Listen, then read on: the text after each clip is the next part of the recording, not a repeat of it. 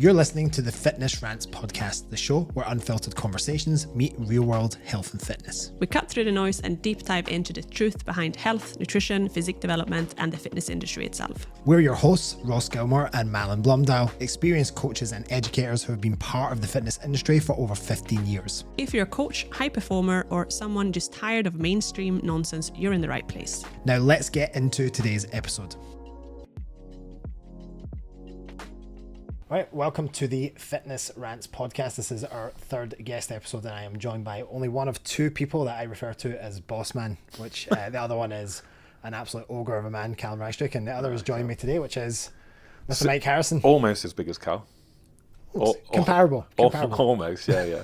But listen, thank you very much for taking the time to come on, because Mike is probably one of the busiest human beings that I know, so I do not take the time lightly for you coming on.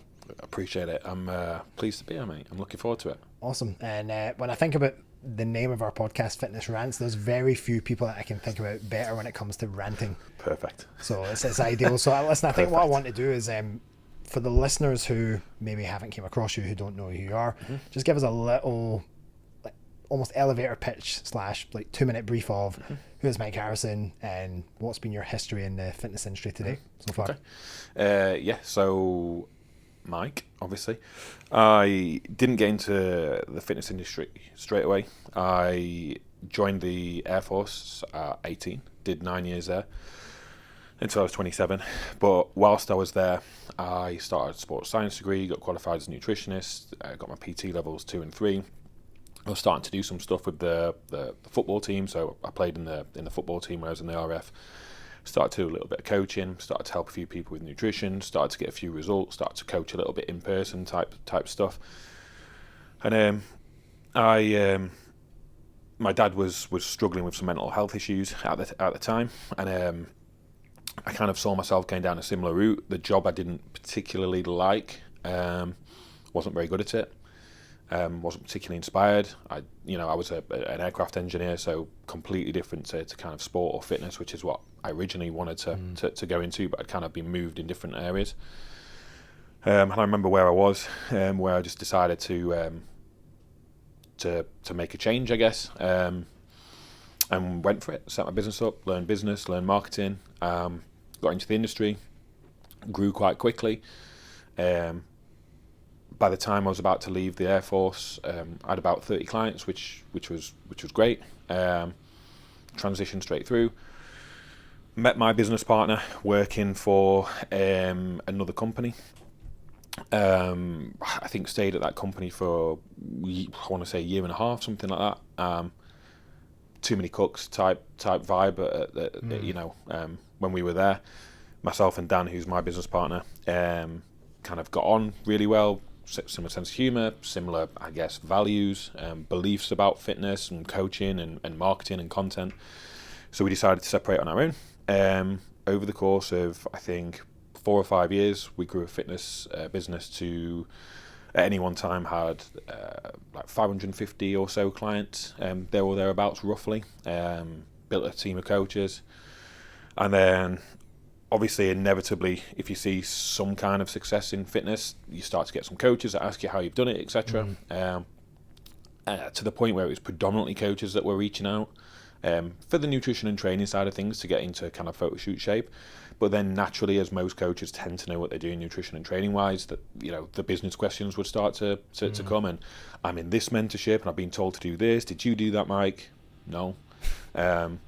What do you think about this? I'm working with this person and this doesn't seem right to me. What do you think? Yeah, I agree. I don't think that's right. And it just kept going like that. And we were just like, right, there was a moment in time where we kind of was, should we take the plunge and just pivot towards coaches? Which was a little bit daunting because you have a little bit of imposter syndrome and you think, what do I know? Can I demonstrate value? And we started with a little kind of mini course to begin with, sold that out on 3 launches, went quite well, people were getting good results from it. And then we were like, right, well, let's have a little look around and see what the industry is. And we were surprised to see that any of the quote-unquote mentors that are out there, nobody was actually doing any kind of coaching. It was all mentorships. And we kind of we had the discussion where it's like, well, if we agree that fitness coaching is best done if it's delivered bespokely, one-to-one, with check-ins, tracking data, why wouldn't that be the same for a business? And nobody else was doing it. So we were like, well, let's just run this in the exact same model that we ran our fitness business, because it went well. So we did that, and for the last three and a half years, something like that, we've kind of predominantly worked with coaches. I think there's 650 clients in the business now. We've got a waiting list currently as it stands. What are we in? June, so June, July, August, September, October. 5 months now. Yeah, that's where we're at, basically. I think that's a lot of years condensed into a very short period of time. Yeah. Quite a good few threads to pull on there, but before I get into the fitness stuff, because you've also got a lot of insight to share, not just in terms of, well, what does the fitness business mentor space look like at the moment and how has that evolved over time, but of course it's the fitness industry in general. How has online coaching evolved? The thread I kind of want to come back to, though, is the thing you mentioned about your time back in the RAF, where you mentioned that you were sort of almost forced into directions that you maybe just didn't align with actually what you wanted to do. What was it that made you feel like you had to stick to the quote-unquote more traditional path, like having a career or a sort of almost expected route? Because, for example, you were in the RAF, but for someone else it might have been, you know, going into accounting or going into another vocation. But what was it that made you feel like you had to pursue that first? So I think when you're at school, you're not necessarily taught the benefits of, for example, being self-employed or starting up on your own. And I remember being at school and I did well, but I was really passionate about sport. Captain the football team, captain the basketball team. When the football team weren't playing, played for the rugby team, ran cross country. Not that I look like that anymore, but ran cross country for my county. Played for the cricket team. I was dead into sport, basically. So at that age, you just don't know what's available. So I did what research I could do at the time, and it was like sports scientist, whatever that means, physiotherapist. So I kind of set my stall out for that. Anyway, I did my GCSEs and did well at them. So the careers advisor pushed me away from doing anything sports-wise, said, you know, you're not really aiming high enough, basically. So I did maths, physics, biology and chemistry A-level, with the foresight to do dentistry. So did all my work experience at dentistry, got accepted to Sheffield Uni for dentistry. I got about 6 months out and I was like, but I just really don't want to be a dentist. Like, I just don't want to look in people's mouths for money. I'll do it in my spare time. So I was just like, well, what can I do? I still want to do something sport-wise. Like, this is what I'm passionate about. So again, I was like, right, I had a little look around. I was like, right, if I join the Air Force, I can be a PTI, like physical training instructor, and I can do my degree there. Cool. So went to join the RAF, wanted to put down PTI. Same thing happened, passed the aptitude test, and this is beneath you type thing, which is horrible to say, isn't it? Like, really. I think they were just quota filling, to be completely honest, but it was like aircraft engineer. It's the highest paid out of the vocations. You'll love it. You're the right personality type, etc.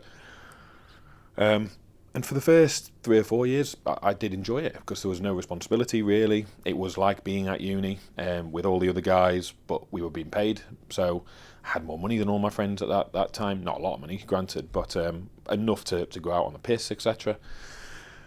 And then kind of as it progressed, as you get a little bit older, and that kind of wears off a little bit into my, not that early 20s are particularly old, but I started to feel like I want a bit of a sense of responsibility here. I actually don't like this job. Everybody else that was doing engineering, it was like their life's dream to be an engineer, and they loved the military, or their parents were in the military, or they were obsessed with planes or fucking Top Gun. Still to this day, I've never seen Top Gun. I just weren't interested in planes or engineering. And I just ended up there. And it was like, I cannot picture myself doing this until I'm 65, 70. Just felt like you were in the wrong place. Oh, massively, completely. I wasn't very good. I was just completely average, which is so uninspiring. I didn't like the place that I was stuck. I got a bit of a bad posting, so I got put in an area with lots of ex-RAF guys, so they were all probably in their 50s, early 60s, about to retire. I was a young guy, and I remember having 28 sick days in a year, and I wasn't sick. I just couldn't face going in. So that's kind of like where it was. And like I said, my dad was struggling a little bit mental health wise at the time, and I was just like, I'm going to go down a similar route here if I stay doing this. Yeah. So that's kind of, I guess, how I ended up in the Air Force and how I felt about it, basically. And then I suppose there was also the genesis for getting out and doing something different. Yeah. It's kind of interesting because there's obviously two different occasions where you've had clearly potential. And so people have identified a potential of, okay, you're a smart dude. We believe you fit in these neatly defined boxes of these are the type of career vocations that you should be going after. And then funny thing is that of course happened again when you're in the Air Force. But I think this is something that our generation is sort of pushing back a little bit against now, which is this idea of, okay, well, you might have potential, but just because you have a certain potential, whether it be, book smart intelligence, emotional intelligence, well, if that's the case, then you fit in this set of categories of jobs versus, well, and I think that's the problem, is that you all said that it's almost this stuff is beneath you. A lot of people would describe our industry like that at times, that if you're an online coach or a PT, it's just like, you're a trainer, especially if that's coming from someone who isn't a profession. But I think what they don't realize is that when you combine potential with passion, you can achieve a hell of a lot in spaces that are not considered to be high earning spaces or high profession spaces. But I mean, you and I probably both agree, I don't feel like I'm not a professional at what I do. I believe that the amount of time, effort, and money I've invested into becoming a professional, and I know the term fitness professional is thrown around very loosely, but there's very few people that actually hold that mantle and actually embody that. Absolutely. But I think if you can, then like you said, you not only can you potentially even surpass your capabilities of earning what you could have in those other spaces, but you're also doing something that you actually want to do. From a mental health standpoint, that feels far more fulfilling and gratifying, I'd imagine. 100%, yeah. Like 100%. And you're right, I do think it is starting to sway a little bit, and rightly so. I think that there's so many more opportunities these days. Obviously the internet, social media is around. I think it's a little bit more the done thing that people kind of set up on their own, just because of the ability to market to technically millions of people if you want to. So I do think it is moving that way, which I think is a good thing. But yeah, 100%, it is, I guess, an old school mentality that you grow up, get a trade, be put into these boxes based off of, whatever I guess data that they want to base that off of. But even when I was leaving the RF, my boss said, I don't know a single person who's paid a nutritionist. You're not going to make anything of this. I want to put you on a CV writing course. And I was determined to never need to write a CV. Like, I was determined. My mum and dad, you've got a trade, you're an engineer, and it would have been easier to do to kind of stay within that path, but I guess be miserable. So everybody was saying, like, don't do it. But what you just said there about like potential and passion, I'm by nature quite an underconfident person. Therapy for self-confidence issues. But there was one thing about like the fitness industry where I kind of was like looking at it, and I was looking at, respectfully, the caliber of coaches. And as you've just said there, if you do uphold good standards, it's not that difficult to do well. In my opinion, it's not that difficult. And by well, in terms of anybody else's standards, in terms of earnings or whatever, or lifestyle, I look at some of my good friends from back at home, and one of them in particular, really high level accountant, does all the auditing for every single post office in the UK. Really intelligent guy, smart as you like. And he comes out with a wage. I won't say that what that is, but that these days coaches would turn their nose up at. And it's like, we're in this vehicle here in fitness where the opportunity to earn is it's ridiculous. In reality, and the I'm not saying it's easy, but it is simple to do. And if you do have passion and you do have potential, it can be done. So I was looking at it and I was like, everything just seems, at the time, right? So we're going back now, 10, 11 years. So you'll obviously remember like the landscape. There wasn't anything too authentic out there. You had all of the educators that we would have learned from. So like, I guess your Eric Helms, your Lane Norton, you know, James Krieger, Brad Schoenfeld, all of those guys, Alan Aragon. But to my knowledge, they weren't doing huge amounts of coaching. I know 3DMJ were. But it was like kind of those guys. And then there was not many other people. Like, No. I remember, like, was it Luke Hazlett? Like, there was that guy. I don't know where he is these days. There was just the start of some of the YouTube influencers at that time. Like, I don't know if you remember people like Scott Herman, and there were people that were creating content, but it was not really the done thing at that stage. There was just a few guys that were monetizing it, and that was it. Yeah, that's it. And it was like, there was nothing there. And I was like, I could do something here. So I was listening to, it was actually, I've never really had any dealings with Paul Mort, but I remember just listening to his podcast on the way to work, on the way back from work. I would have it in my earphones whilst I was working. And it was refreshing because he was swearing, he was himself. It looked like he was doing well for himself. He was talking about marketing. I was like, I can be myself here, and I can swear, I can be crude at times. And by definition, I'll attract the right people. Because the internet is so big that I only need X amount of people on the internet to align with those values or that sense of humour. And I just remember thinking, right, I'm going to do something different. So when I first started, I was a lot more, believe it or not, I was a lot more divisive than what I am now. Like, I would actively be a little bit close to the bone with some of my jokes, and I guess, look, I've matured. Like, I got into it at 27, slightly, not much, like, not much. You see my fucking Instagram, not much. But I just remember thinking, there's nobody doing this stuff. Like, there's no one.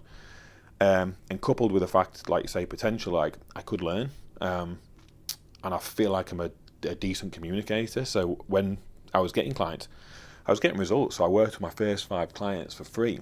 One of them stood on stage, got him to stage and finished second. And then 3 of the others did photo shoots. Like, and I was like, 4 out of the 5 first people have gotten in really good shape here. And then that just started to spread, and people cottoned on, or I got referrals and so on. And look, don't get me wrong, I think it's probably a bit easier back when it weren't as saturated. I do think that you've got to pay more attention to content these days than I did. Yeah. But yeah, it was one of those where straight away, my first month, I basically doubled my boss's wage, and the same boss that had said you can't do it, and that's what gave me the right. I'm going to do this. Something to this. Oh yeah, absolutely. And it's funny though with that, because I think it segues us nicely into the state of and progression of the fitness space. And let's sort of subdivide it into 2 areas. We'll start with the coaching and the fitness space, as in what people are willing to do to actually progress as a personal trainer, online coach, versus, like you just mentioned there, you were willing to work with your first 5 clients for free. You would tell most coaches that nowadays, and they'd be like, what do you mean? I'm not doing anything for free. I need to make money from this. And it's funny, I remember when I first started back, about 14 years ago now, and I did everything from teaching aqua aerobics to doing circuit classes to boxing to spinning. And then amongst all that, it was actually walking the gym floor. Yep. Lo and behold, Instagram wasn't a thing then, so you actually had to go and talk to people face to face. Shock horror, and build relationships that way, and actually become someone in the club that people walked in and went, oh, how you doing? And they knew who you were. Bang on. Nowadays, you would ask most trainers to do that, and it's like, why should I do that?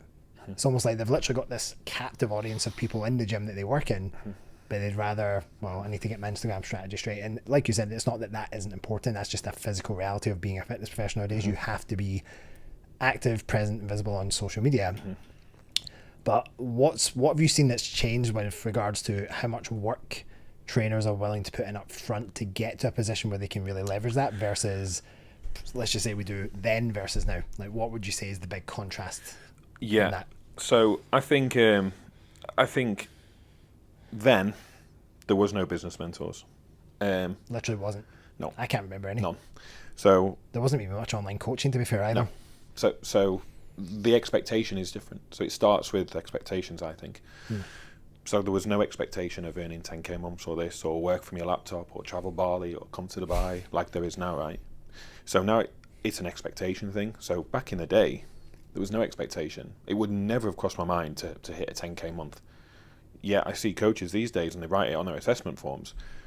I want to hit 200 grand a year. Current clients 3.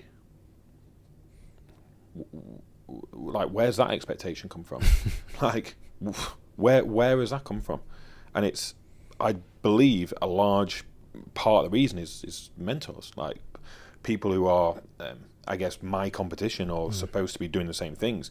And it's actually embarrassing sometimes to be pigeonholed with these people, because they sell the false dreams. It's the smoke and mirrors of here's this grand life you can live, and of course, who knows what they've done to get to that point, how much they've had to sell their soul and their ethics to get there as well. Yeah, like, it's for the mentor. So I look at it in a way of, I go, right, how many of them actually had good online fitness businesses? And if they're earning money now, that's your money that they're earning, right? That's your cash. And if they're not delivering results, it's almost as good as robbery at times. Like, some of the high pressure sales tactics, whatever, I don't want to go too far off on a tangent, but to bring it back to the original point, I do think it's an expectation thing. So when we were getting into it, there was no expectation. Nothing was going to be handed to you. You can't just go and make 10k this and send a few DMs and you can earn this. It wasn't that. And I think that back when me and you started, there was a lot more emphasis on being a good coach, which I can't believe that there isn't these days. I can't believe it. It's less about coach. Some coaches cannot fucking coach, like, and you'll know that, Jesus. They cannot coach. And I sit here with some of my clients, and I know that they can't coach. Like, and then that tugs on my ethics, going, should I really be helping this person get clients when they can't coach? So at least I try to do my best to upskill them, and we'll talk about client case studies and talk about communication and so on and so forth, right? But back in the day, there was a lot more emphasis on being a good coach. So we mentioned briefly a couple of names. I think it was one of the only things you could focus on to get better. There wasn't all the other distractions of social media, Facebook marketing, etc. Like, probably, I'm guessing you were the same, right? Is that you would have prided yourself on the results that you would have got at that time. I was like, I want to get the best results. I want to be the best coach. I want to have the most knowledge. And that's where we would leverage our focus to. It was going to seminars, doing courses, reading fucking books. It was, I don't know how many coaches read books. Like, so I think the difference is that back in the day, we were more focused on the actual coaching side of things. And I think we had less expectation. I think these days, there's less emphasis on the coaching, because 9 out of 10 can't coach, and the expectations are huge. And that is a recipe for disaster. With such high expectations and such a poor product of coaching, it's going to be completely unfulfilling when these dreams are not realised. And look, we set our marketing up in a way where we naturally will attract people from other mentorships, right? And sometimes it's the mentorship's fault, like, but sometimes it's the coach's fault. Like, just being blunt, is that if you are losing clients hand over fist, there's nothing that anybody can do for you. You've got to take some ownership and be a better coach. Get better. I think that was the thing. I think when I remember when I first started, it was even courses that I didn't know would necessarily pay off. It was just, well, I need to be doing something to upskill, to educate, and also just learning how to have interactions with people. And I'm thinking, well, that didn't go so well. I didn't feel I really got anywhere with that, or we didn't really build rapport. How can I do that better? So you go and actually learn about how do I build more rapport with people in a better way, and that's far better to do when you're able to do it face to face than nowadays. You can just hide behind, well, some people do. I still don't like this idea, but they hide behind just DM scripts and many chat automations. I'm not saying there isn't a time and a place for that, but just there's a lot of I feel there's just a lot of the humanity taken out of coaching nowadays. It's just a numbers game. Oh yeah, and that's what's being taught though. It's how you can do less and earn more. I'm like, why don't you do more? Like, first, like, let's start with the do more, because people are just doing less. And I've seen all sorts of things. I've seen traffic light. Have you seen the traffic light check-ins? Yep. On most business mentorships that I've heard of, that's what they teach. They actively teach their clients to, you need to like give more time to the people who are really struggling, and the people who are crushing it, don't worry about them. It's crazy. It's mental. Like, it's not coaching, is it? It's just not coaching. So what are they paying for? And the one of my big bugbears at the moment is won't name any mentorships or any mentors in particular, but this idea that it's all about trying to make your check-ins more efficient. It's constantly this idea of cutting down time. And I think to myself, I don't know how these people are working with, I mean, I can see it, like some people work with 80 to 100 clients, but the guys that I know who do really well, there's a reason why their check-ins take the majority of their week, because they put actual time and effort into delivering a decent check-in. Whereas I hear some coaches and it's like, oh yeah, my check-ins are 3 minutes. It's like, what are you doing in those 3 minutes? Like, how are you giving anyone any form of reasonable feedback? Now I get, some might say, well, it's because I'm talking a lot on Instagram or on WhatsApp, Instagram. Okay, I get that. If you're having a bit more direct messaging, sure, you might expedite some of the stuff within a check-in, but what are you realistically doing in a 2 to 3 minute check-in? I don't get it. So yeah.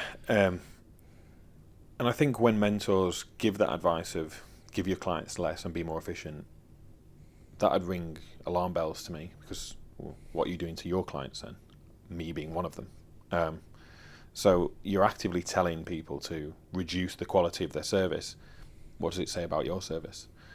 I just don't know where this notion came from that, like, the more value that you provide, the better coach that you are, the more check-ins, the more that you give to your check-ins. I don't know where this notion came from, where that's not scalable. Like, I don't understand. And that is how it's presented as well. If you're taking 10 to 15 minutes for a client check-in, good luck building a business off that. Yeah, but it's ridiculous. It's a ridiculous notion, right? Yeah. Because all you need to do is fuck somebody off for a couple of weeks with a short check-in where you've missed something because you're skipping through it, right? That sticks in their brain, like, you didn't cover that. And then all they need to do is see you out on a weekend and go, fucking hell, he's taking my cash, he's pissing it up the wall, he's fucking flying to Dubai or whatever, he's not even doing my check-ins properly, and they leave. So I would counter and go, well, I think having the best product is the best way to build a business. Yeah. Like, not let's see what we can skim, like, let's see if we can trim off the fat and make it as efficient as possible. Be efficient, but with quality. Don't dip your quality, because you're going to pay for it in terms of retention and results, which are the two things that's going to grow your business: retention and results. So we sat here, and I mentioned that we got 550 clients within our business. I was doing check-ins for 10, 15, 20 minutes, sometimes 40 minutes, up to 40 minutes if needed to. Sometimes hour calls with people if needed. We did okay. We scaled the business. We were all right. Like, so it's bollocks that people talk. Do you think the problem is that, and obviously for you to do that, you had to make a certain level of sacrifice. You had to work the hours. You probably weren't having as much quote unquote time off or freedom as some of these other people had. But for you, it was more a case of, well, I'd rather just have quality time for a short period of time on the weekends, but deliver a phenomenal service, versus I think what a lot of business mentors are trying to sell, and what a lot of coaches are after as well. If I can just do a few half days and then just take my time with my training and just chill out a little bit. And I think that's where it comes from. Is like, they don't actually want to put in the work. Like, you speak to most other entrepreneurs in other sectors, their brain is on all the time. Like, they're working Bingo. a ton. And so why is it that we feel so special in the fitness space that we just have to work a part-time but make a entrepreneur level of income? I couldn't say it better. It's exactly that. It's the like, coincidentally, in the very sector that posts memes about Michael Jordan and how hard he works, and posts memes about their favourite bodybuilder and how hard he works, and posts memes about Elon and about how hard he works, in the very sector, the only sector that does that, by the way, because you wouldn't find an accountant posting these memes, right? The only sector that posts those things, those aspirational figures about how hard they work, right, is the very sector that doesn't want to work hard. Like, it's unbelievable to me. If I watched a documentary on anybody that was successful, I would not be switching that documentary on, expecting them to be sat at home doing nothing, getting a haircut in the middle of the day, going to the gym when they want, having beach days, and wanting balance. It wouldn't happen. Yet, coaches are daft enough to fall for this and to go, like, oh, that sounds amazing. Of course it fucking does. They're selling you something that costs 10 grand for you to buy into. Of course it sounds fucking amazing. They're selling you the dream, literally. Just like back in the day, like with fat loss. Like, all the snake oil salesmen, the miracle supplements, and how you can get in shape so easily, and whatever, right? The fad diets. Coaches know that that's bullshit, but can't see bullshit when it's staring them in the face. It's not going to happen. Like, if you want to be successful, try the working harder part. And then once you've done that, then you can leverage a little bit more time back. That's it. Yeah, the cognitive dissonance is real in the fitness industry. So I want to segue a little bit towards, because ranting often it can have a bit of a negative connotation to it, and of course it is important to sort of call these things out. But I think just to sort of switch direction a little bit, what are things about the current state of the fitness space, the coaching space, that you like, that sort of fires you up and that you think, oh, that I really like how it is now compared to what it was before? Like, what's changed that's actually a positive, would you say? Yeah, so I think that if you're good at what you do, I think it can change your life, your family's life. I think that if you go back to probably just before we started, so let's say 15, 20 years ago, that opportunity wasn't there. So I'm really grateful for social media platforms, systems and software to facilitate the ability to coach and to build a business. It's changed my life. I'm really, really grateful about that. I also think a positive effect is that you're not, as a good coach, constricted to working with people in a certain radius, in a certain location. So I think that if you're a good coach, you do have to learn social media, which is the annoying part. But it's akin to what you said earlier with you wanted to be the go-to guy in your gym. Morning, Ross. How's your weekend? Blah, blah, blah. You kind of have to be that online, so you've got to be visible. You've got to be personable. You've got to position yourself as the go-to coach in the metaphorical gym of Instagram. So I'd like to believe that if you're a good coach and you learn good content, that you've now got the ability to service people no matter where that they are geographically. So therefore the opportunity to earn is a little bit bigger as well, because you're not confined to trading hours for money in a gym. I feel like the fitness industry has gotten a little bit better at calling out fads and bullshit, I think. So I'd say that that's maybe a net positive. I think that's just because it's more visible now because of social media. Maybe, yeah, maybe. Like, I feel, and maybe I'm in my own echo chamber. I don't know. So I don't really know, I guess, what's out there in the wider sphere in terms of like general population and what their beliefs are around fitness. It feels like people these days are a little bit more authentic. I think back in the day it was a lot more snake oil than it is now in terms of the actual fitness coaching. I do think it swung too far the other way a little bit, where back in the day me and you would have probably spoken about the ability to use flexible dieting as a tool, right? And probably used it correctly, that it's not just eat any old shit that fits anything, right? I feel like it's maybe swung too far the other way, where people have taken that notion and again gone to the extreme of it a little bit and gone, well, now you can eat anything and have the body of your dreams. But that's a lie as well, because that's not going to happen, because they are eating anything currently and they don't have the body of the dreams. So quite the oxymoron, that. Yeah, like literally. So I feel like it's good in a way that there's now visibility on, okay, there's not this magic pill or there's those Empics here. There's not this magic... It's a magic injection now. Yeah, a magic injection now. Whatever you think about that. Anyway, but yeah, so I feel like people are a little bit more open to seeing through some bullshit in the fitness, like nutrition, coaching space.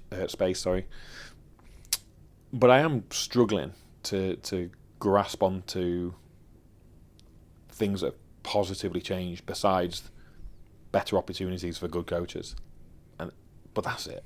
It's funny we're mentioning about the snake oil stuff, but I do want to come back to a couple of other things you mentioned as well, in particular about gym floor PTs and that sort of transition, but I'll come back to that in a moment. I think that for me, I don't know if I feel like there's less snake oil stuff. If anything, I feel like there's more. I just feel like there's more in both directions. So there's almost like social media is a very polarizing place. So you've got I actually think that the snake oil stuff is even more sinister and worse than it was. But at least now there's a more, almost a greater voice or an opportunity for more voice for the people who are also very good at what they do. And like you said, I think I don't necessarily know if I like the call out culture within social media where people are stitching each other's posts and calling each other out. But I think if it's done in the right way by people who actually have credibility and authority, it's almost a bit of a must, because how do you that almost like social media and the fitness space on social media has to almost self-police itself, because we don't have, like in law and medicine and finance, we don't have the regulatory authorities to control this standards and what's said and what's not. So it's an interesting space. Coming back to the in-person stuff, and I get a lot of questions from in-person coaches who are purely in-person still at this stage, and believe it or not, I think that, and I don't know if you're seeing this, I think there's almost a bit of a swing now coming back where more people are going back to in-person again. Maybe people are missing the connection part. Maybe people feel like, oh well, there's only so much that online coaching can give me, and I want that little bit of more hands-on expertise, and so don't think it's necessarily a bad thing. But as far as in-person coaches, and there's two parts to this question. Do you think that people should be allowed to coach online unless they've had time in person, learning how to coach in person? And then second, how would you advise in-person coaches transitioning from in-person if they did want to eventually go online? Yeah, okay. So first question. Question part one. Should they? So I didn't go and work in a gym, so I'd be hypocritical to say they should. Yet I am going to say it. I do believe that they should. I didn't. But I genuinely think that spending time learning to coach, learning to communicate in a gym, in person, is so much more, I guess, so superior to online. And it will teach you skills that online can't teach you. So there'll be skills that I lack through not being on the gym floor. Now, it didn't serve me in any kind of negative way in terms of the results I was able to deliver, and luckily my business partner Dan was a PT for a long period of time in third space in London. He taught me a lot in terms of being able to break down exercise mechanics, and kind of look at people's form, make adjustments, etc., which I didn't have. I did some coaching for the football team and stuff, and some S&C stuff and so on and so forth, but I didn't actually have any physical time working as a PT in a gym. Yet I still would recommend that people should probably do that. Yeah. Almost I suppose that comes from it's okay, there's always going to be exceptions to the rule, point in case. You yourself and I know a couple of people as well who are fantastic online coaches. They never coached in person. Funny enough, they've pursued a bit more in-person education because they felt like that was something that was going to give them another dimension. So I think eventually, even if you're an online coach straight out of the gate, you often find that many of them will seek out in-person education to try and fill some of those gaps, which I think is smart. It's good. But absolutely. Yeah. I agree with you. I think the being in person first, so for me, I don't know if I would have most of the skills that I have online if I didn't do it, and of course continue to still do some in-person stuff as well. Which I actually think is a good thing. I think when you talk about the second part of the question, transitioning onto online, just be sure that you want to, is my first point, right? Is that, again, with mentors, they're almost positioning themselves as how you can move off the gym floor, and they're almost, again, like devaluing. I was going to say, it's like a superiority complex to online is like on a pedestal above in person. Yeah, which is it? Like, or is it just a different service offering? Correct. Yeah. So I wouldn't be too eager to jump into online coaching if you're a good in-person PT, and you've got a good client base and you're able to drive your numbers up in terms of price per hour. You've got a good client base. And often when I see coaches that do come into the online space, is that the majority of them still want some in-person PT time, which I would definitely recommend. If there's part of my job that I've disliked across the last 10 years, is the lack of human interaction in person. So I got asked this actually this week on check-ins, and it was like, back in the day, I used to love, the part of the RAF that I did love was the banter, the lads, the practical jokes, the beers after work, whatever. Like, I liked being around people, and it's lonely being an online coach. And I'm lucky that I've got a business partner where we can kind of meet up and work and so on and so forth, but it's still, you sat there for 10, 11, 12 hours sometimes in front of your computer. It's tough. So if you are wanting to transition, from in-person to online, be sure that it's what you want. Because it's not for everyone, right? And It the is reality not for is everyone. it's going That's from okay. the gym floor to a desk job. Yeah. Kind of. And if you are an in-person PT, the chances are is you're probably pretty active, you're probably pretty sociable, like, and you're giving up that to sit at your desk. And certainly, as we just said, if you are, the more successful you get, the more hours that you're going to stick in, to the point where I've lost a lot of passion for training because I don't have the headspace for it anymore. My training sessions are slotted in as and when I can get them with no particular intensity, and that is something that I was passionate about forever. I started training at, I think, 15. In my I had like a multi-gym in my garage, and I was always into training, and for the last 5 years I've not been able to train, so it's taken that part away from me. So I've lost a passion through it. So like, I would just be cautious that it is what you want. Now, if the question is how do they go about it, well, straight away what I would be doing is I would post some content, of course. I would focus on all of the skills that you have as an in-person PT over the people that probably have never coached in person, and I would start to separate myself away from a typical online coach. And as your client base builds up, what I get my guys to do is to almost have like a little personal contract with themselves that when they hit a certain client number that they're going to drop a certain amount of hours in person. It's the only way that you can do it. You can't get too attached to building two businesses and having the finance of both of those. At some point, one of them is going to have to come down. So I say, little verbal contract. If we hit 20 clients, take off 5 hours. If we hit another 10 clients, take off another 2, whatever it is. And we'll start to build stuff in until you're at a point in person where you're happy with that amount of in-person hours. Whether it's a morning, 2 mornings, whatever that looks like for that individual, and where they're happy. So I would just make sure that you do it in stages. But I really don't get this thing of it's inferior. I really don't get it. You can earn a great wage. You can be really fulfilled. You can have balance, but you can have a workplace. You can have colleagues. You can have all of the things that you don't get online and be richer in that regard and still earn a great amount of money. Like, unfortunately, I feel like online is seen as really easy. You can work from home. You don't need to get up and do the 6 a.m. gym starts. You don't need to work, and you can earn much more. And if you're going into it with that mindset, you won't be successful online. Because if you're going in expecting it to be easy, not wanting 6 a.m. starts, it says a lot about your character traits. So I'd say just make sure that it's the right thing for you if you are transitioning away. And if you are, be prepared for some hard graft. 100%. And there's almost like a flip side to that, where a lot of personal trainers not even entertaining any form of online stuff as part of their offering. I think that's also in the current day and age a bit silly as well, because you're going to have clients like, hey, I want some support with my nutrition and I need accountability outside of the gym. What can you do for me? And so I think if a lot of personal trainers are just like, no, I just have to do my one-to-one and that's it. First of all, you limit how many people you can help, because let's be honest, your time is your ceiling at that point. Maybe you've got, if you're lucky, 15 clients that you work with. Then, well, if you added an online component to that, maybe there's another 15 or 20, depending on how much time you have to give. Now you're impacting twice as many people than just what you're doing on the gym floor.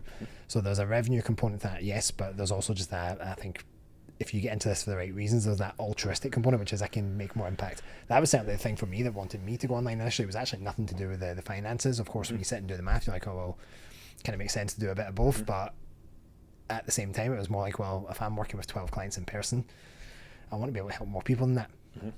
So yeah, you bang on. And I think that, I think good coaches will bear that in mind a lot more than the coaches that are just in it for money. Because like when we started, like we said, there was no like 10k months. Like there was no like notion of this mythical number. And like, so the reason why I transitioned in to do this, right, was obviously with my dad struggling, I asked myself what I would do for free. And it was literally, I was coaching people, already in the Air Force. I was like, this is what I would do. I love helping people, working out the diet for them, giving them a training plan, taking them down, like putting them through the paces. I love it. And I was doing it for free. And I was like, that is what I want to do. And the feeling that you would get from helping somebody, getting that positive feedback, I felt like I was making a difference. And coming from a job where I was a number, replaceable. If I leave, somebody else is there to do my job in the military. That for me was like the big thing. It was never about money, because like we said, there's no real online coaches back in the day, so you didn't know what the opportunity was. That's just a really nice fucking byproduct of being good at it. It was literally just because of the passion that I would have for helping people, seeing them change, getting that feedback, even a thank you just felt good, because you wouldn't get a thank you like in the military. You just get told what to do. And then you're just expected to do your job, and that's it. Yeah, which is fine. That's what you sign up for. Yep. But it was just nice to have, wow, like this is a good feeling, like helping people. So yeah, absolutely bang on. It is that altruism of going, right, I can help more people online. So if you are stuck in your ways as an in-person PT, maybe just try to expand your mind, broaden your mind just a touch, because there will be that I guess band of people that will go, in person is superior, online can't get results. Just wait until you try it. Like, online can get, in my opinion, probably better results on the whole than in person. Not to devalue what in person can do for people, but on the whole, as a general theme, I would say online would be. And again, you have an online coach. I've had an online coach. We're both online coaches. So yeah, don't be so set in your ways that it's just one-to-one. Just broaden a little bit. 100%. Just one more question on that, because I put a question box up on my Instagram for people to ask questions for you specifically. Like, is anyone got any questions for Mike based on all of his experience? And it actually came from an in-person trainer, and it's a good thread to leave the in-person stuff before we move into the final segment of getting into the meat of the business mentor side of things. Super. He asked, essentially, he's in a position where he works for a particular company in person and he wants to do online, but his company does not allow him to do his own online work. How would you advise someone in that position to proceed with online? Now, of course, there's obviously some obvious constraints there, but what would you say? Someone in that position who's almost hamstringed into, you need to just keep doing what we're asking you to do. Yeah, he's was it he? Was it him? It was a he, yeah. Okay, yeah, he's trapped, isn't he? Look, if I was in that position, depending on what the contract looks like, the legalities of it, if I was in that position, I would look after myself. Nobody is coming to save you in this world. Like, so if it was me, and it was me at a certain point where I shouldn't have been doing work that I was doing whilst I was in my last year of the RAF. So when you're in the military, you have a year's notice period. It's ridiculous. Wow. Yeah, it's ridiculous. So I was like, that's a long time to be resenting your job. Literally, Jesus. A year's notice period. So I was like, right, well, I'm not going to be here for the next 3 years, 5 years, 10 years, 20 years. So why would I put all of my time into this? Nobody's going to remember me when I'm gone. Like, so who cares? So I'm going to do something over this next year that does benefit me for the next 3 years, 5 years, 10 years. And sets you up for the future. Why work for somebody else when I could be working for myself? So if this guy is serious about wanting to work for himself, depending on the legalities, not that I'm going to say break any kind of contractual agreement between you, but if that means just separating and going your own way, if you are that passionate about doing it, go and do it. I will always be an advocate of taking a leap, because what is the worst thing that can happen? In reality, go and get another job. Like, that's the worst thing that can happen. That's not a bad downside when you consider the upsides. Yeah. So look, I've also had, I think I probably know the company, to be fair. So it's maybe not the one you think. It's a similar type. Similar model, right? Yeah. Okay, yeah. So where they're not allowed to post like social proof, right? Correct. Okay, yeah. And again, I'm like, okay, well, you probably shouldn't do that for a period of time. But then after that, I'm like, serve yourself, in my opinion. Serve yourself. Maybe that's not the most correct answer, but I genuinely don't think in 3 years' time you would look back on that as a poor decision. Yeah.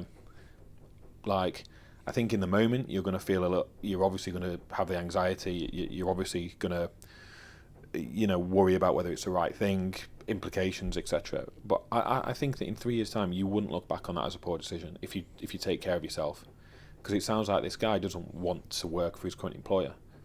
So, or at least he doesn't like the constraints that's being placed on him to. Right. Because he wants to clearly do other stuff and help more people. So are you then going to facilitate your employer to keep you trapped, like in that way? Yeah. So then you've got the decision to make. Okay, well, I'm going to listen to my employer who doesn't want me to do this. How much do I actually want to do it? If it's a lot and you really want to do that, go and do it. Get rid of the other thing. I obviously don't just take my fucking advice straight away, like, after 3 minutes of talking about it. But to me, it would be black and white. I don't want to work for this person because these aren't allowing me to do something I want to do. I really want to do this. Go and do it then. Yeah, and I think there's also a bridging point with that. Like, someone that comes to mind straight away is Cal, because they weren't necessarily told you cannot categorically do it, but it was like they were freaking busy at M10 doing their in-person. And I remember during that time, Cal had a full client roster in terms of in-person, but he was also building online on the side of that. Now, it wasn't actively encouraged. It was, if anything, it was even slightly discouraged. Like, you need to focus on M10 and the brand. Of course, Mark sort of actually opened up to that over time and allowed his trainers to actually do a little bit of that stuff as well. But I know with Cal, like, he got to a point where before he was thinking about moving on, he'd already got up to a client base of like 60 or 80. Now, he wasn't talking about it anywhere. So I think that's often a lot of coaches think, well, I need to be able to talk about it publicly, otherwise I can't do it. No, you don't. Like, just build a client base in the background, get results that the moment you do go solo, you've got social proof already in the bank. So it's almost like, I think it's this idea that I need to be able to talk about it now versus actually build the bank and then pay it forward later. It's a great point. Yeah, it's a great point. So going back to, obviously, working with people for free in the very beginning, there's absolutely nothing stopping this guy from doing something similar. Or even if it's not free, even if it's charged, there's, like you say, there's nothing stopping him getting some results and actually doing the coaching. Just keeping it on the DL. Yeah, literally. And then, like you said, at least you've got a back catalogue there of results for if you do take the leap. Great point, yeah. Yep. So let's get into the really meaty, interesting part now. So let's just get right to it. The good, the bad, and the ugly of business mentoring currently. This is where you're going to tell me there's no good stuff out there. Do you know what, Ross? It's so tough, right? Because it feels like we're just slagging people off for the sake of slagging people off. Doesn't help. There's a lot to slag off, to be fair. but that is it. Because and look, the way that this works, it is a natural filter towards me. So if somebody has worked with a previous mentor, the chances are, if they're still looking for advice, that it hasn't gone well. So I am cognizant of that. Yet, I look at the values and the principles and some of the things that are coming out of these places, and it's high-pressure sales tactics, which are illegal, by the way. Like, half the stuff that they do on sales calls are technically illegal. So you can't go, if you leave the call, it's going to go up by £1,000. You can't do that, yet they are. They're making people crown calls. They're encouraging credit card use. They're asking whether family members can borrow them money. And then, whatever you think about that, the service then is not what they're advertising. They're advertising one-to-one, and they're not getting one-to-one with the guy that's built the business. They're getting somebody else that works within that business. Well, how do I know that they've got the credibility? How do I know that their heart's in it? Because it's not their main gig. Like, why should I listen to this person? And at a fair price, fair enough, right? Or with no tie-in of a contract, then fair enough. But when they're then tied in on a contract, and it's multiple thousands of pounds up front, and that's what you're given, and the advice is to just send messages and increase your prices, I really like, and that's not just one place. It seems like it's every place. So I really do struggle with the good. I guess what I can say is that you can probably shorten the length of time that it would take you to upskill in content, marketing, and being consistent than previous. Assuming you find the right person. And I'm conscious to not use this as a platform to talk about me, because it's not about that. I want to more so talk about the wider, I guess, industry of people that do similar. I'm not just going to sit here and go, well, we do this and we do that, and you know, if you find a good one, of course I'm going to say that. I'm going to be biased. So I am clutching at straws with good things. Being in a community of coaches, I think that's probably a good thing. Yeah, for sure. So back in the day, again, quite lonely, not knowing whether you're doing the right things, nobody to bounce off of, etc. I was quite lucky in the fact that I got Dan. I've got this client, you know, what would you do, etc. Or, you know, I put some content out and nobody's, you know, come back off it or whatever. So I had him to bounce off of. I suppose this was the big benefit of offices, was the idea that people were in a similar place and could collaborate off of each other's strengths and weaknesses and all that stuff. Absolutely. So I feel like mentorships for that regard, I think good bonds can be made, networks of coaches, friends, etc. Like, I think that's probably a good thing. But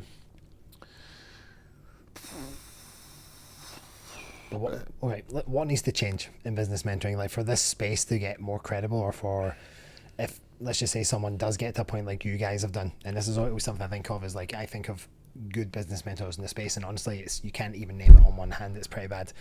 But let's assume that there are going to be people in the future who have really done the work, they've built solid businesses and they've got a lot of value to offer. What do they need to bring to the table to offer value as a business mentor? Okay. Would you say? So you must have built an online business. Like, and I can't believe I sit here saying this and go that I can name mentors that are charging a lot of money that have never built an online business. They haven't built one. Like, and again, I'm not going to name names, at least until I'm retired, and then I will be. All the receipts have been kept. We're going to go crackers for it, honestly. So we already know. We're just going to call everybody out and just say it as it is. As it stands, I'm still working for the next 2 years, so we'll keep quiet. But you've got to have built an online business. So, like, again, it sits well ethically for me in how we've done things, obviously. And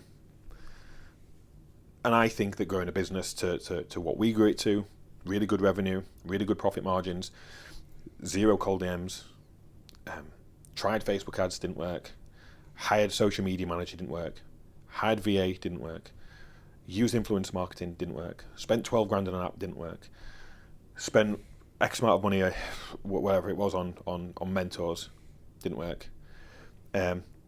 In hired staff, some worked, some didn't.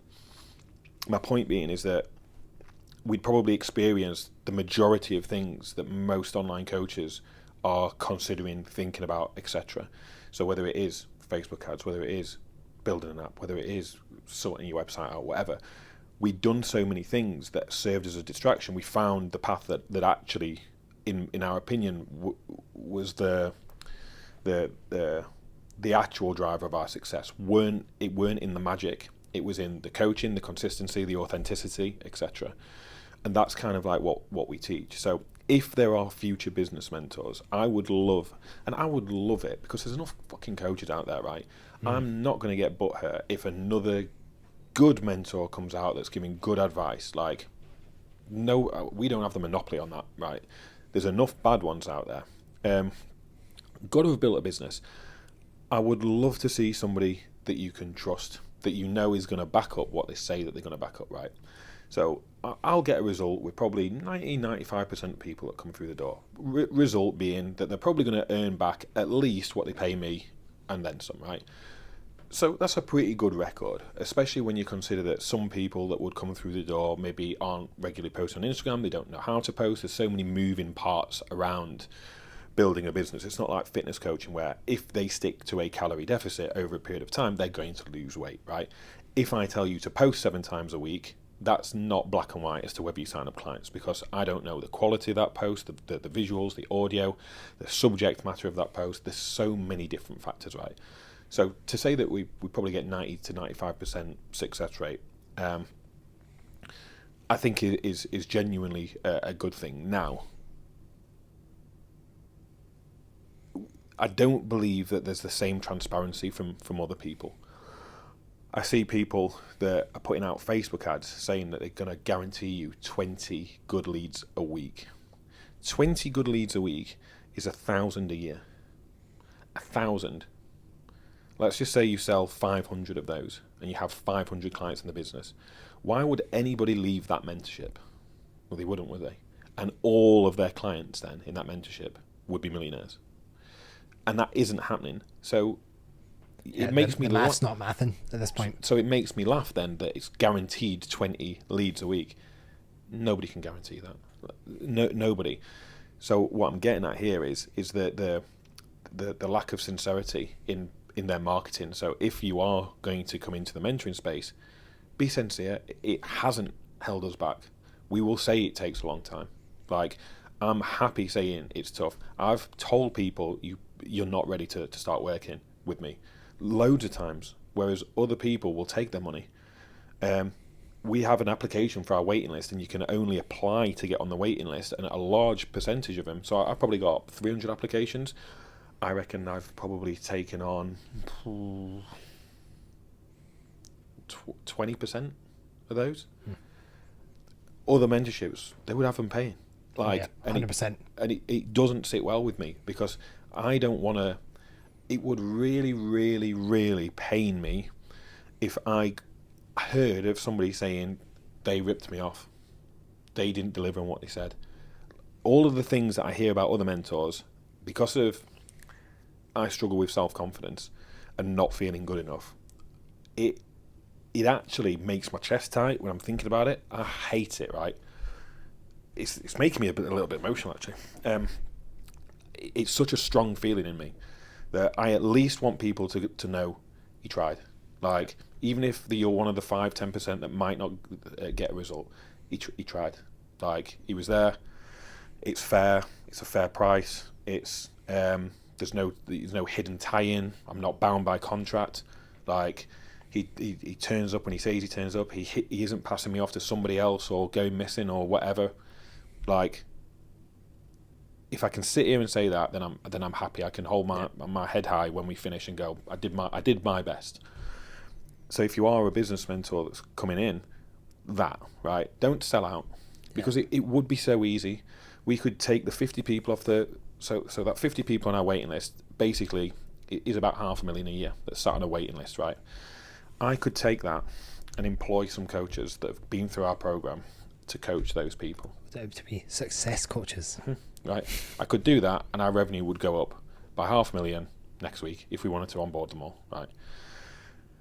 I could also take my clients and pass them all off to success coaches, and then I could have more time on the beach.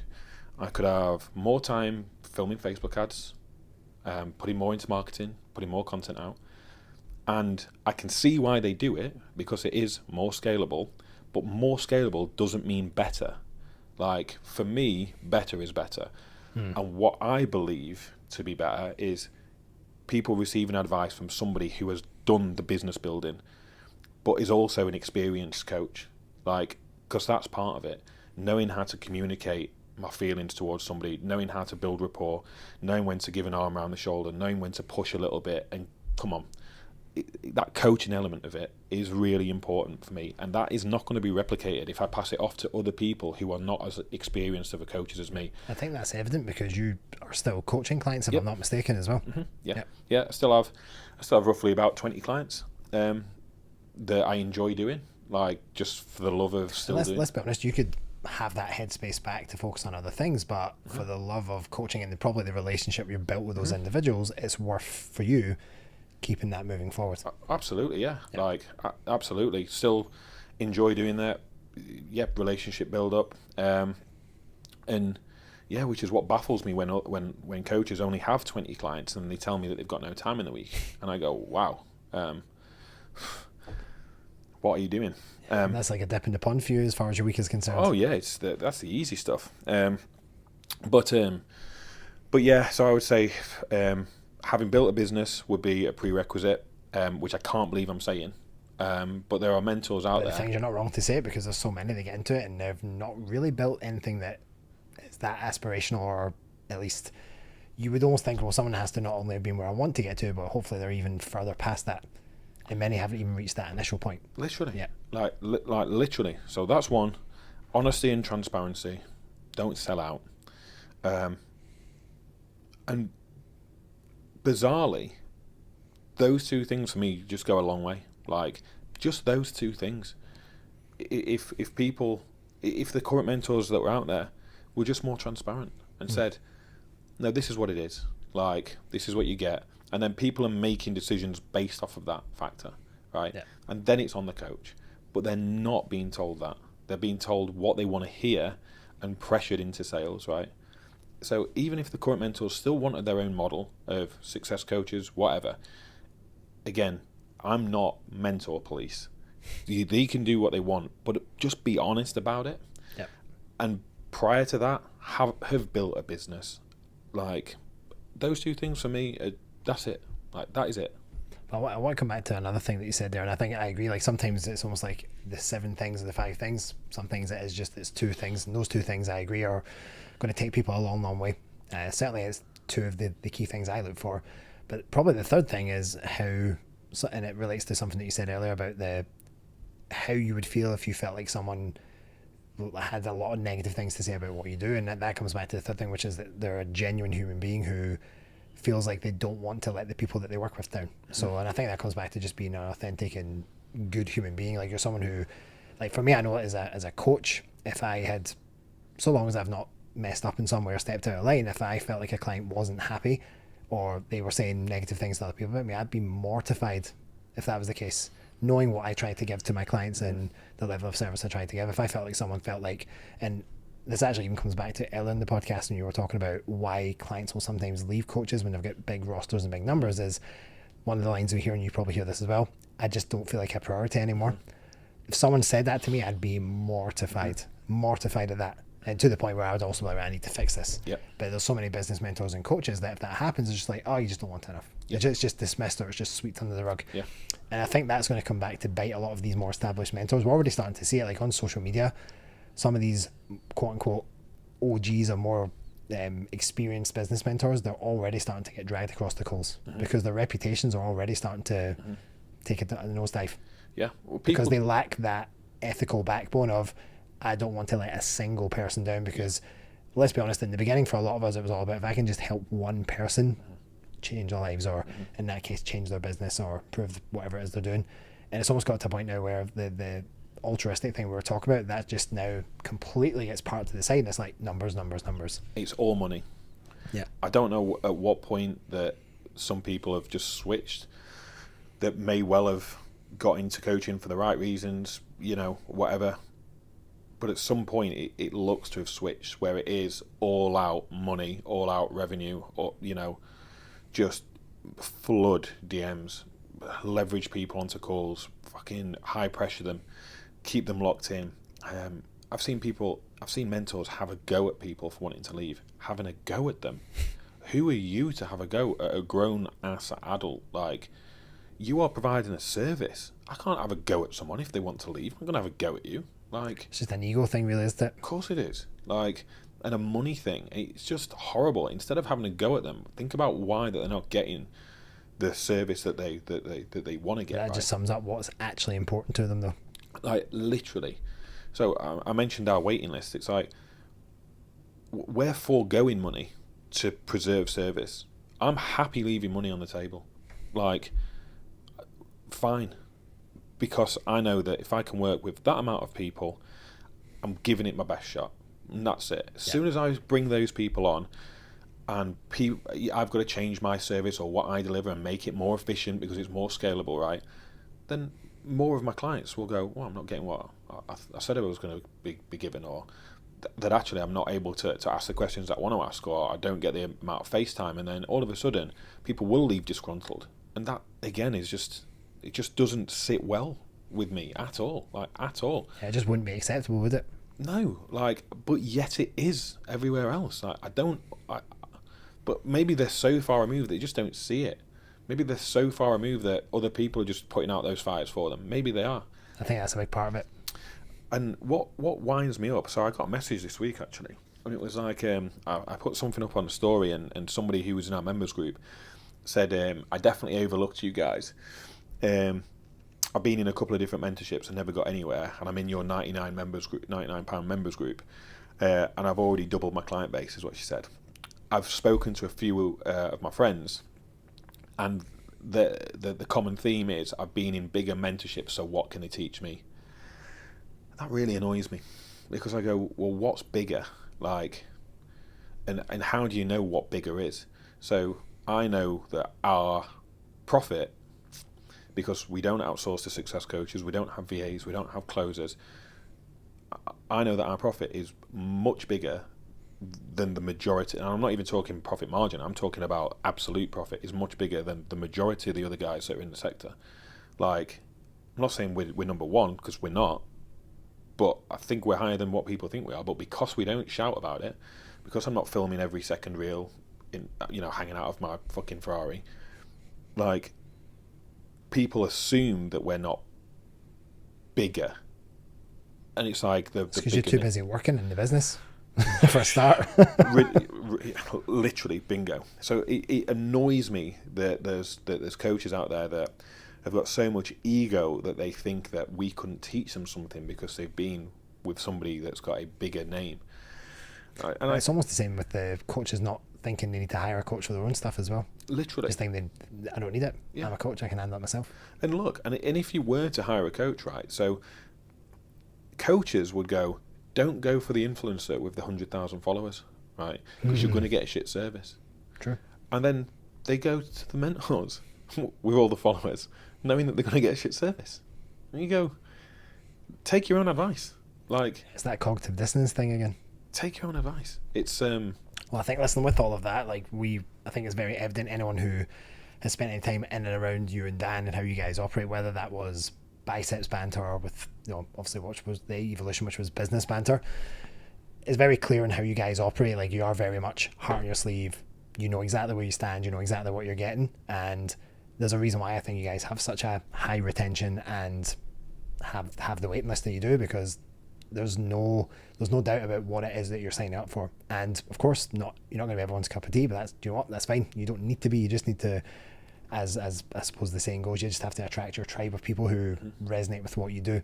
And I think that's just a good segue into what's next for you and Dan. What's the plan with Business Banter? Yeah, so we'll be retiring in 2.5 years. So we want to be, again, for us, it's not all about money and so on and so forth. I want to have some balance back. I want to have a life back, and we want to leave the industry in a better place.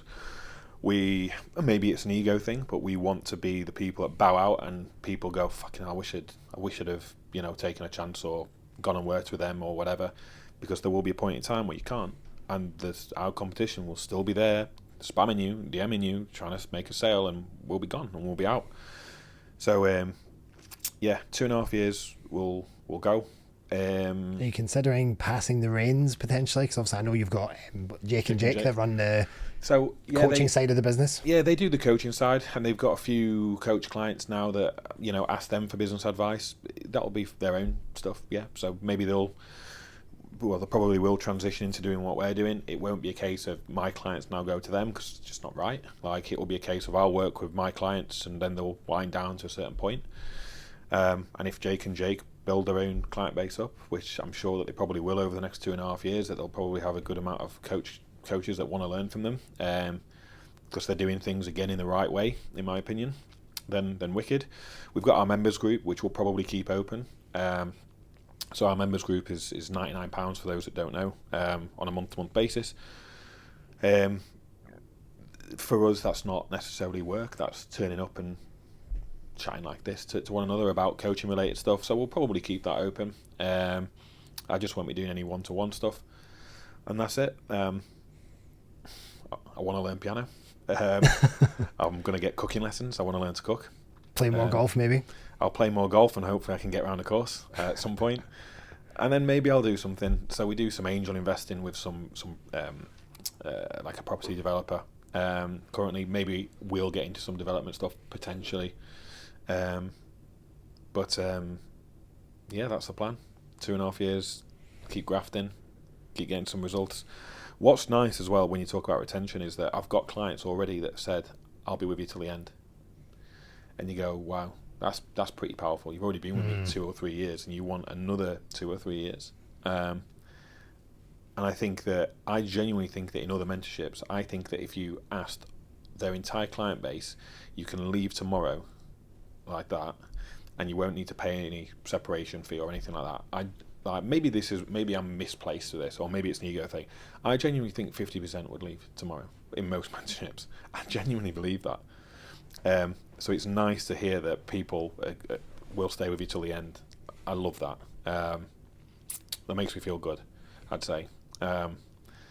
So yeah, we'll keep doing the same. No grant. We don't want to grow the business. As daft as that sounds, we just want to maintain. Hence why we're 1 in and 1 out.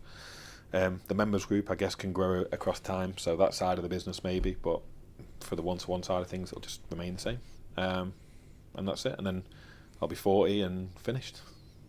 Not a bad place to be. Well, I know I can only speak for myself, but I mean, we started working together just before I was doing my competition last year, and so I think September time. Yeah. And I certainly know for me, like I certainly have no plans in stopping anytime soon. If anything, I feel like you've been very patient with my sort of changing and pivoting, and probably there's going to be maybe more of that, who knows, in the coming months. But certainly we'll, hopefully by 2.5 years down the road, we'll have figured a few things out, and we'll be much further ahead than where I am now. Absolutely. And look, and it's not, again, it's not up to anybody else about what you do with your business. Like, so the patience thing, as a coach, right, is that it's not up to the coach. It's my job to bounce ideas, to hold accountable when needed, to play devil's advocate at times.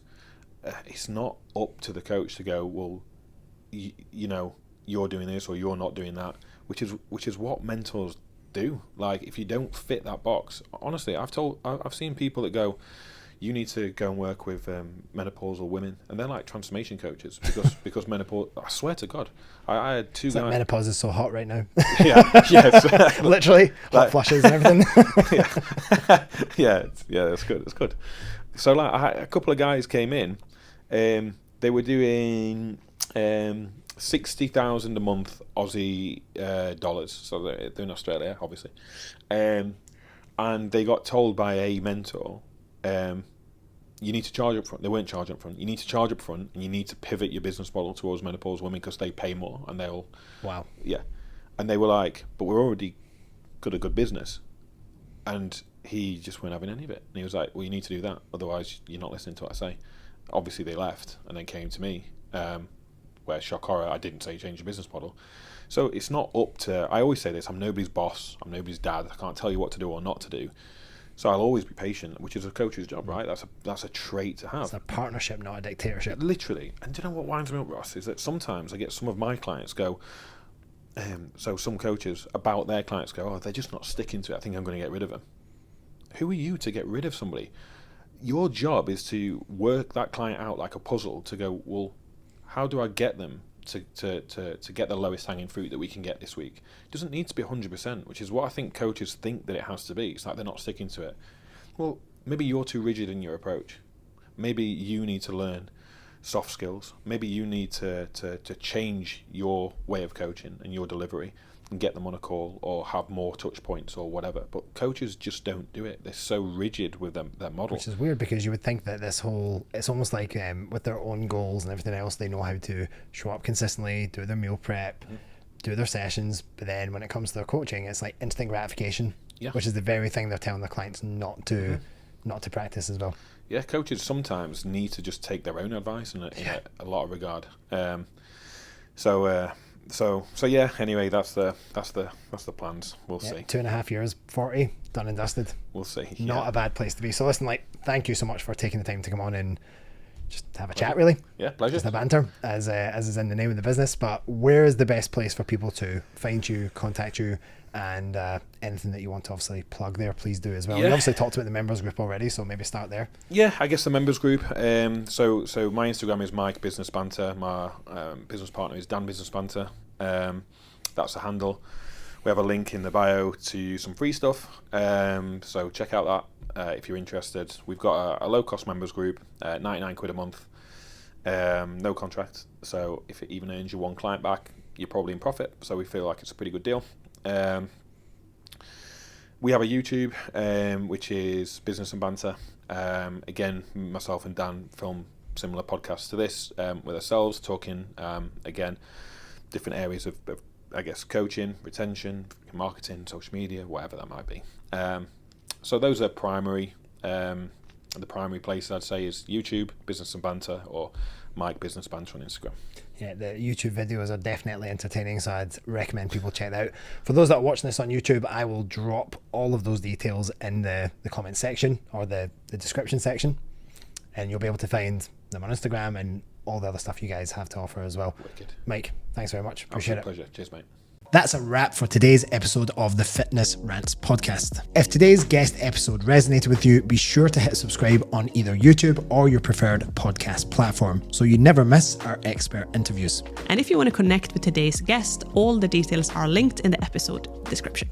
Thank you for tuning in. We're looking forward to having you back for the next episode.